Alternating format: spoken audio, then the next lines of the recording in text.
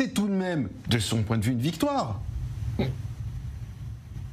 Non, mais c'est d'abord c'est pas une majorité de Français qui l'a choisi, parce que comme je viens de vous expliquer, il a été élu dans un contexte très particulier. Son adversaire déjà n'était pas au niveau en face de lui. On a vu ça au débat. Son adversaire a été diabolisé, presque criminalisé par l'ensemble des médias qui comme votre collègue sur votre plateau dit qu'elle est d'extrême droite, et que même certains comme Le Monde sont allés jusqu'à voir le retour de 1940 et de Pétain et des préfets qui se suicident si Marine était élue. Vous voyez bien qu'on est quand même dans une ambiance médiatico-politique assez particulière face, somme toute, à une candidate qui est quand même républicaine. Bon, elle n'est pas interdite d'élection.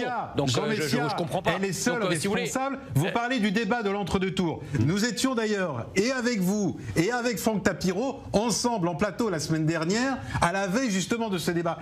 Pardon, mais elle n'a qu'à s'en prendre qu'à elle-même. Voilà. Si elle n'a pas réussi ce débat, c'est pas la faute aux médias, c'est pas la faute à Macron, c'est pas la faute aux journalistes. Pas du tout. J'ai dit, non, mais vous m'avez mal compris, j'ai dit que c'était deux choses. D'abord, la faiblesse intrinsèque de cette candidate, dont on a vu les limites dans ce deuxième débat, et puis ensuite, un contexte médiatico-politique qui n'a pas arrangé les choses. Les deux combinés expliquent les scores de ce soir, mais je doute que le score de ce soir, on peut l'interpréter comme une espèce de plébiscite de bonheur et de satisfaction des Français à l'endroit de Macron. Il n'y a aucun Français qui croit ça. Franck Tapiro. Bon, ça, c'est la première chose. La deuxième chose, pour répondre...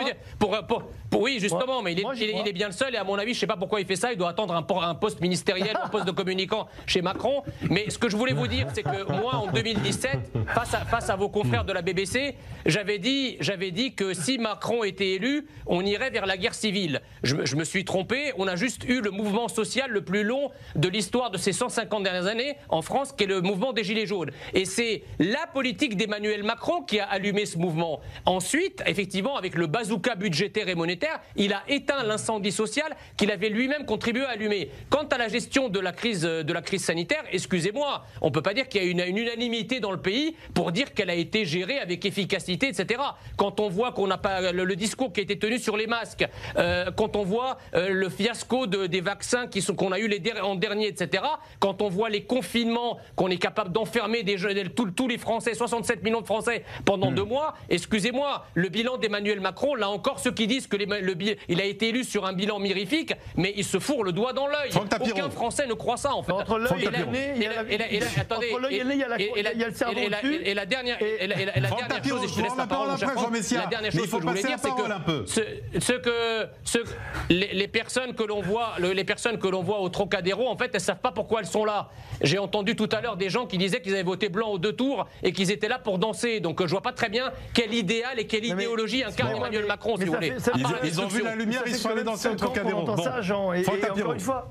Voilà, c'est ça, exactement. Mais si elle n'est pas d'extrême droite, à vous de me dire, alors Jean, de quel parti elle est? Quel est son positionnement politique? Son positionnement politique, on est incapable de définir aujourd'hui le positionnement politique, c'est un gaullisme social. Voilà. Gaullisme. Ça, c'est la première chose. Pas Le Pen gaulliste, non, s'il vous plaît. Non, bon, alors non, attendez. Et pourquoi vous croyez que Pécresse gaulliste, c'est possible? Absolument. Vous croyez que Sarkozy gaulliste, c'est possible? Sarkozy qui a floué les résultats du référendum en 2005, qui a réintégré le commandement intégré de l'OTAN. Ça, c'est du gaullisme. Arrêtez, vous voyez très bien. Le papa de Valérie Pécresse, c'est pas gaulliste. Mais bien sûr que non.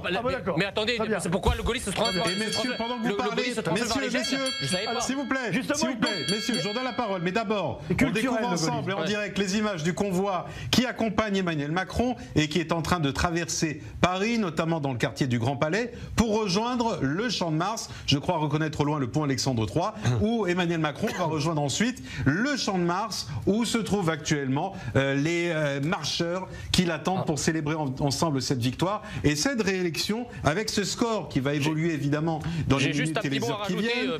Pardonnez-moi Jean, je finis juste. 57,6% d'élection pour Emmanuel Macron face à 42,4% pour Marine Le Pen. Très court Jean Messia parce qu'à Tel Aviv ils veulent réagir aussi. Oui, je crois que pour reprendre ce que disait Tapiro, c'est que Jean-Marie Le Pen pouvait avoir le pouvoir mais ne le voulait pas. Non. Il était capable de l'exercer parce que c'était un homme d'une certaine stature, d'une certaine culture, mais il ne voulait pas le pouvoir. Et Marine Le Pen, c'est l'inverse. c'est-à-dire qu'elle veut le pouvoir, mais elle n'a pas les moyens de l'obtenir. Voilà la différence. Bien, je voudrais maintenant, puisque nous avons... Oui, ça revient.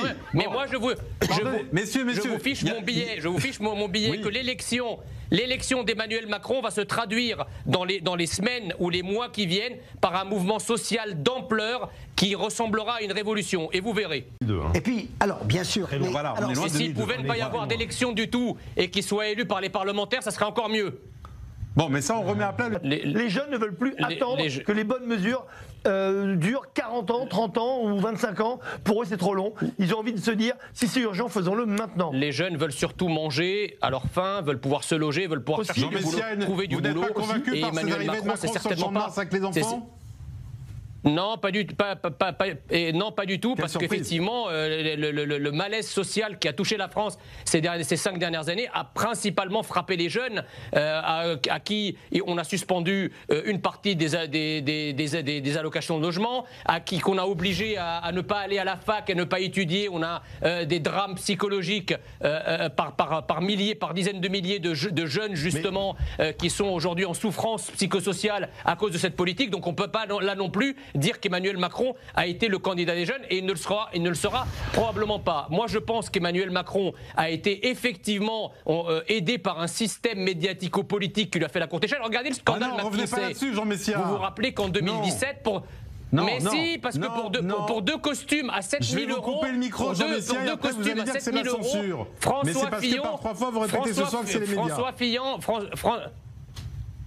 Non, je dis simplement quelque chose. Pourquoi, effectivement, on ne s'est pas intéressé au scandale de McKinsey? Pourquoi on n'a pas filé l'enquête qui a pourtant été commencée par des journalistes de l'Humanité? C'est pas un journal de droite ou d'extrême droite qui a soupçonné Emmanuel Macron d'avoir un compte à l'étranger, d'avoir caché des millions à l'étranger. Tout ça n'a intéressé personne. D'autres candidats n'ont pas eu ce bonheur. Quand on voit que, par exemple, François Fillon est tombé pour 2 costumes à 7 000 euros en 2017, qu'il a été écarté, qui on a bastonné un calendrier judiciaire qui s'est aligné sur le calendrier politique avec un parquet national financier qui s'est par miracle autosaisi. Là, le parquet national financier ne s'est saisi sur rien et personne ne l'a saisi. Et donc Emmanuel Macron a été protégé. Oui, il faut dire les choses.